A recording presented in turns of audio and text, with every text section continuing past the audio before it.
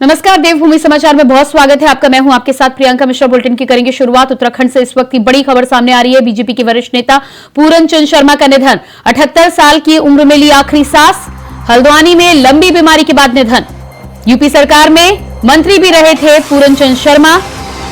Uttarakhand BJP के पूर्व अध्यक्ष थे पूरन चंद शर्मा। उत्तराखंड बीजेपी के पूर्व अध्यक्ष थे पूरन चंद शर्मा। उत्तराखंड मंडी परिषद के पूर्व अध्यक्ष भी रहे। 78 साल की उम्र में ली आखिरी सांस। लंबी बीमारी के बाद ली आखिरी सांस। बीजेपी के वरिष्ठ नेता पूरन चंद शर्मा का निधन।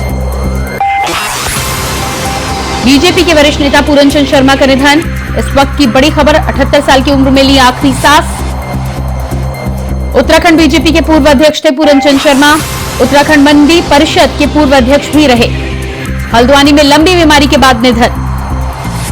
यूपी सरकार में मंत्री भी रहे थे पूरन चंद शर्मा। राज्य गठन के पहले रहे थे मंत्री।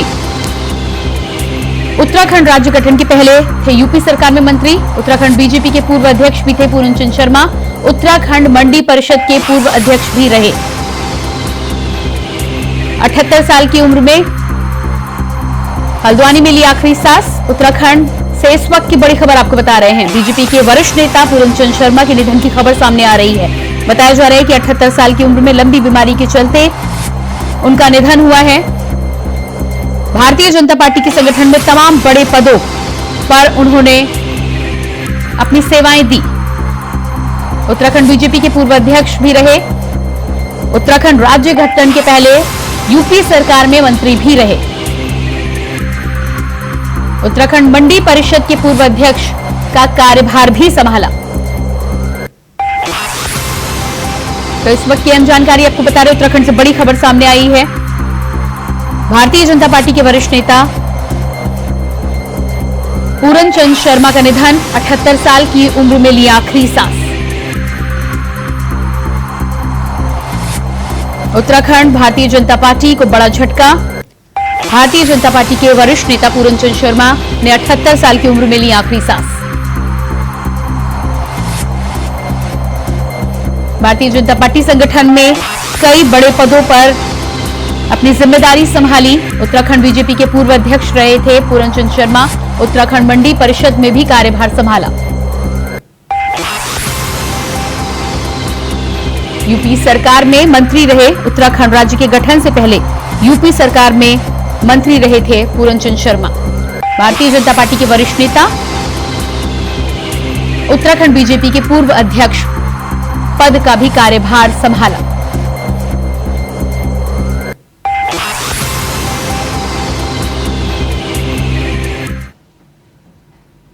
और इसके बाद बात करेंगे अगली खबर की। स्वच्छ भारत मिशन के 9 साल पूरे होने पर 15 सितंबर से 2 अक्टूबर तक स्वच्छता पखवाड़ा के तहत स्वच्छता ही सेवा 2023 का आयोजन किया जा रहा है। इस मौके पर राजधानी देहरादून में स्कूली बच्चों ने रैली के जरिए ग्रामीण क्षेत्रों में लोगों को स्वच्छता के लिए जागरूक करने का काम किया।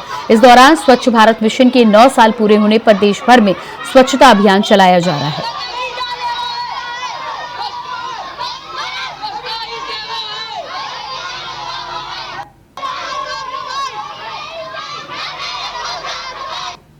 प्रधानमंत्री जी का स्वच्छता पखवाड़ा चल रहा है 15 सितंबर से 2 अक्टूबर के बीच में, और इसमें हमने स्वच्छता की जागरूकता के लिए रैली निकाली हुई है और गांव-गांव जा करके ये रैली निकाली है। लोगों को स्वच्छता के लिए जागरूक करना है। और प्रधानमंत्री जी का 1 अक्टूबर को 10 बजे एक स्वच्छता कैंपेन और है, जिसमें एक स्पेस को स्वच्छ किया जाएगा। बच्चों के द्वारा एक लोकेशन सिलेक्ट की गई है जिसमें हमने स्वच्छता अभियान चलाना है। लंदन में आयोजित बैठक में सीएम पुष्कर सिंह धामी की उपस्थिति में पूमा ग्रुप के साथ 2000 करोड़ रुपए का एक एमओयू साइन किया गया। उत्तराखंड में रोपवे निर्माण में तकनीकी सहयोग प्रदान करेगा, जिसको लेकर सीएम पुष्कर सिंह धामी ने कहा है कि उत्तराखंड में इको फ्रेंडली टूरिज्म को रफ्तार मिलेगी। पूमा ग्रुप इन्वेस्टर्स समिट में बड़ी कामयाबी उत्तराखंड को हाथ लगी है।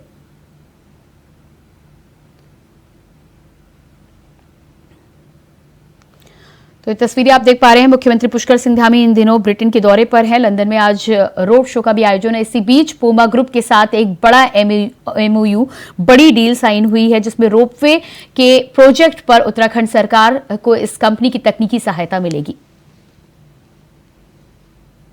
और इसके बाद बात करेंगे अगली खबर की। सीएम विदेश जाएंगे तो निवेश लाएंगे। उत्तराखंड में धामी सरकार के आने वाले दिसंबर महीने में ग्लोबल इन्वेस्टर समिट का आयोजन करने जा रही है सरकार, जिसमें सरकार 2.5 लाख करोड़ के निवेश का लक्ष्य लेकर चल रही है। इसी लक्ष्य को पाने के लिए धामी सरकार और प्रशासन धरातल पर काम करते हुए नजर आ रहे हैं और खुद प्रदेश के मुखिया पुष्कर सिंह धामी देश और विदेश में निवेशकों को रिझाने में लगे हुए हैं। देखिए हमारी एक खास रिपोर्ट।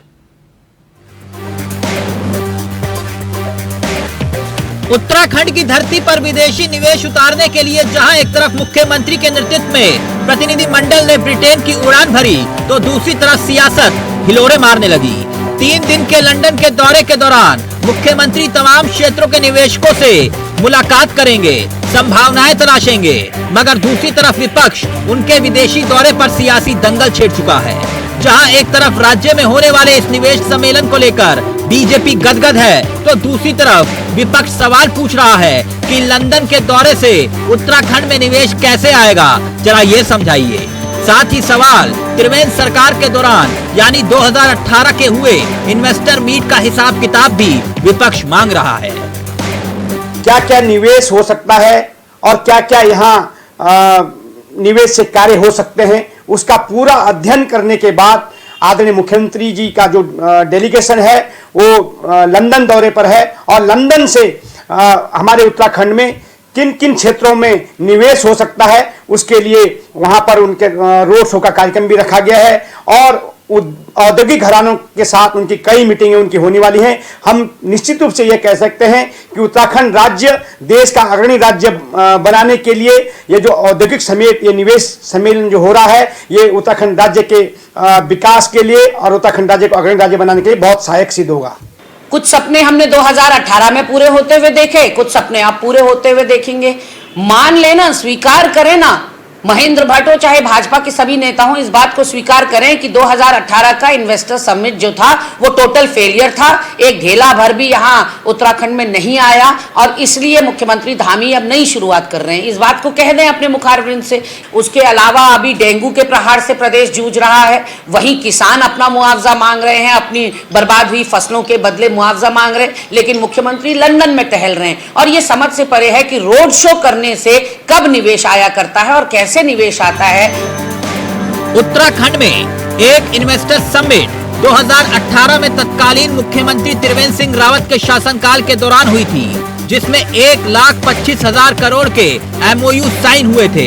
लेकिन तब से लेकर अब तक इस इन्वेस्टर समिट को लेकर विपक्ष हमेशा ही सरकार पर सियासी सवाल खड़े करता रहता है, मगर अब मुख्यमंत्री पुष्कर सिंह धामी सरकार भी ग्लोबल इन्वेस्टर समिट आयोजन करने का दम भर रही है, जिसमें 2.5 लाख करोड़ के निवेश का लक्ष्य धामी सरकार चुन चुकी है। ऐसे में सवाल यही उठता है कि सपने समिट को लेकर देखे जा रहे हैं, वो कैसे और कब पूरे होंगे, इसका इंतजार सभी को है। अबे कैंतुरा, इंडिया वॉइस, देहरादून।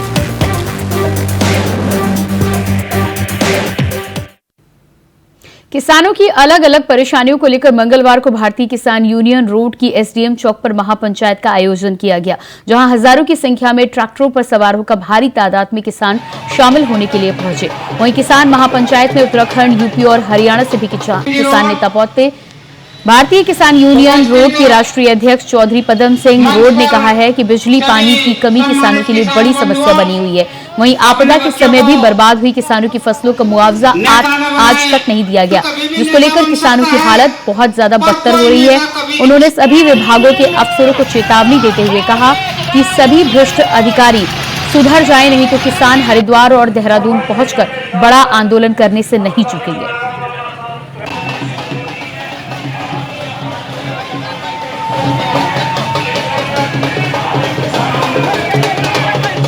बहुत बड़ी प्राकृतिक आपदा उत्तराखंड के किसानों ने झेली है और सरकार जिस तरीके से 1100 रुपए प्रति बीघा के हिसाब से मुआवजा दे रही है, वो किसानों के साथ छला हुआ है। हम सरकार से ये कहते हैं, 1100 के आगे एक जीरो और लगा दो। जीरो की बात कर रहे हैं, अगर सरकार जीरो भी नहीं दे सकती तो किस बात की सरकार है? 1100 की जगह 11,000 रुपए प्रति बीघा सरकार देने का काम करे और बिजली के बिल फुल और बत्ती गुल। और जिस तरीके से एक चकबंदी अधिकारी किसानों के साथ भ्रष्टाचार कर रहे हैं और किसानों को परेशान कर रहे हैं, बिजली के जो कर्मचारी हैं वो नाजायज छापे मार रहे हैं। अगर बिजली कर्मचारी नहीं माने तो उनको हम बंदी बनाने से भी पीछे नहीं हटेंगे। तीसरी महापंचायत, जो पहले 2 महापंचायतों ने अपने ज्ञापन सौंपे हैं वो किसान हित में है, वो भी आज अपने ज्ञापन पर भी हम भी भारतीय किसान यूनियन रोड ने भी पहले ज्ञापन दिया है। सबका हिसाब करेंगे, आज ऑन टेबल बात करेंगे। हक मांगकर थक गए, अब छीनने की तैयारी है। खेती को लाभकारी बनाकर नौजवानों को खड़ा करने की बारी है। देखिए 750 से ज्यादा किसानों ने शहादत दी है। उस समझौते में भी जो संयुक्त किसान मोर्चा के साथ केंद्र सरकार का हुआ था, उसमें भी धोखाधड़ी से बात नहीं आ रही। न्यूनतम समर्थन मूल्य पर जो सरकार ने कमेटी बनाई थी, आश्वासन दिया था हम एक कानून बनाएंगे। हम सरकार से मांग करते हैं न्यूनतम समर्थन मूल्य पर दाना दाना खरीद गारंटी का कानून जल्द बनाए और कोई व्यापारी एमएसपी से कम रेट पर किसानों की फसल खरीदता है तो उसको गैर जमानती धाराओं में गिरफ्तार करके 10 साल की सजा का प्रावधान होना चाहिए। तो पंचायत में कहने का किसान का जो आपदा है उसमें हमारा 70-80% नुकसान हो गया फसलों का। उसमें धान भी है, उसमें चारा भी है, उसमें गन्ना भी है। हमारा 70-75-80% तक गन्ना खत्म हो चुका है। ये क्या कर रहे, ग्राउंड पर तो कोई रिपोर्ट बना नहीं रहा जाएगा, यही तहसील में बैठ कर रिपोर्ट बना रहे। और ये क्या कह रहे 30%, अरे मौके पर तो तुम देख नहीं रहे, यहाँ से रिपोर्ट बना रहे 14-30% कुछ नहीं, वहाँ 70% 80% नुकसान हो रहा। फिर ये क्या कर रहे हैं, पटवारी कांदू को आया आगे तहसील में बैठ कर 2,000 रुपए के चेक बनाए, 2,000 रुपए के चेक किसान को दे रहे, उसका नुकसान हो रहा लाखों रुपए का। आप दे रहे 2,000 का चेक, कौन से वो उनके मानक है जिनको 2,000 का चेक दिया उन्होंने, हमें बता दो कौन से मानक पे दिया, ये कौन सी फसल का सर्वे कराया ना। ये हमारे गांव की लगा लो, जितने भी क्षेत्र के गाँव लगभग मैं सबको जानता हूँ, किसी भी किसान कोई भी किसान संच का लाखों का नुकसान ना हो। जिला किसान अगर ये नहीं मानते हम देहरादून कूच करेंगे, मार की रसिंग दोनों, और हम देहरादून की ईंट बजा देंगे, हम चाका जाम कर देंगे, हम पूरे दलबल के साथ देहरादून जाएंगे। आश्वासन जब मानते हमने बहुत आश्वासन सुनते बुढ़े हो गए आश्वासन के। केदारनाथ में स्वच्छता पखवाड़ा के तहत अभियान चलाया गया, जहां मंदाकिनी और सरस्वती नदी और घाटों में स्वच्छता अभियान के तहत सफाई की गई। घाटों की साफ सफाई के साथ ही पर्यावरण मित्रों को जैकेट भी बांटे गए। स्थानीय लोगों को भी नदियों और घाटों की सफाई के लिए जागरूक किया गया।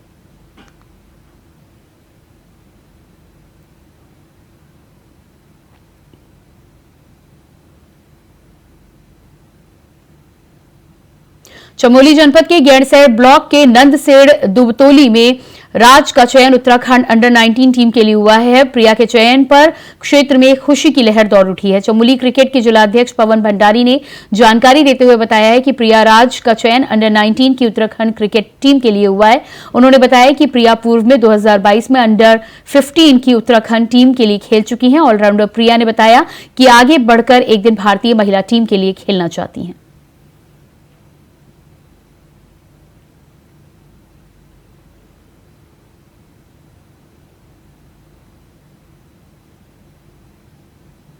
मेरा नाम प्रिया राज है और मैं चमोली डिस्ट्रिक्ट के रुपौली ब्लॉक से रहने वाली हूँ। मैंने पिछले साल अंडर 15 खेला है और इस साल में अंडर 19 टीम में सिलेक्शन हो गया है और अभी मैं अंडर 20 खेल के आई हूँ देहरादून क्वींस की तरफ से। द्वादशी के मौके पर भगवान बद्री विशाल ने बद्रीनाथ धाम से लगभग 3 किलोमीटर दूरी पर माता मूर्ति मंदिर में अपनी मां मूर्ति देवी की गोद में बैठकर राजभोग ग्रहण किया। आपको बता दें कि पुरातन काल से चली आ रही परंपरा के तहत श्रावणी द्वादशी के एक दिन पहले सोमवार को माड़ा मनियाल भगवान घंटाकर्ण बद्री विशाल को माता मूर्ति देवी से मिलने आने का निमंत्रण देने के लिए बद्रीनाथ पहुंचे। इसके बाद बद्रीनाथ धाम में हर्षोल्लास के साथ माता मूर्ति रवानगी की तैयारी शुरू की गई। मंगलवार को भगवान बद्री विशाल के मंदिर में भगवान की प्रातःकालीन पूजाएं संपन्न होने के बाद भगवान को भोग लगाया गया। इसके बाद बद्रीनाथ धाम के मुख्य पुजारी रावल धर्म अधिकारी और पंडा पुरोहितों के साथ भगवान माता मूर्ति देवी के मंदिर पहुंचे।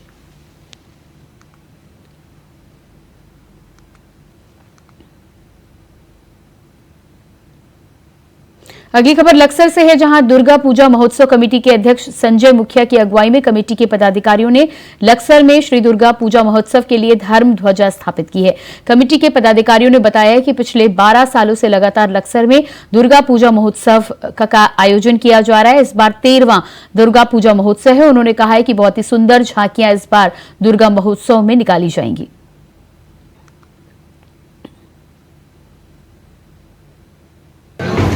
जय माता दी। पूजा पूरे समाज का है, प्रथम लगता क्षेत्रवासियों का है, उसके बाद जेकेदार कर्मचारी का है एवं अधिकारियों का है। पूजा समाज कल्याण जन कल्याण के लिए की जाती है और यह प्रथा पहले नहीं थी, लेकिन हम लोगों ने शुरुआत किया और वो पहल होता आ रहा है और लगातार 13 सालों से माँ के चरणों में सभी लोग बड़े श्रद्धा भाव से पूजा करते हैं।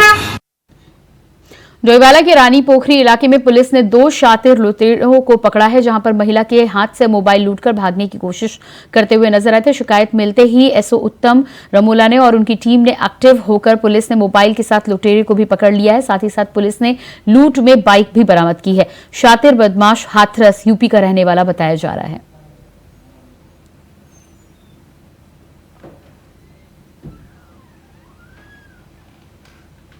और इसके बाद बात करते हैं अगली खबर की। अगली खबर लक्सर से सामने आ रही है, जहां पीपली गांव में अचानक मगरमच्छ ने ग्रामीणों पर हमला कर दिया। गनीमत यह रही कि किसी को भी हानि नहीं पहुंची है। ग्रामीणों के मुताबिक गांव में ऊर्जा विभाग के कर्मचारी गांव के ही एक खराब ट्रांसफार्मर की मरम्मत करने के लिए पहुंचे थे।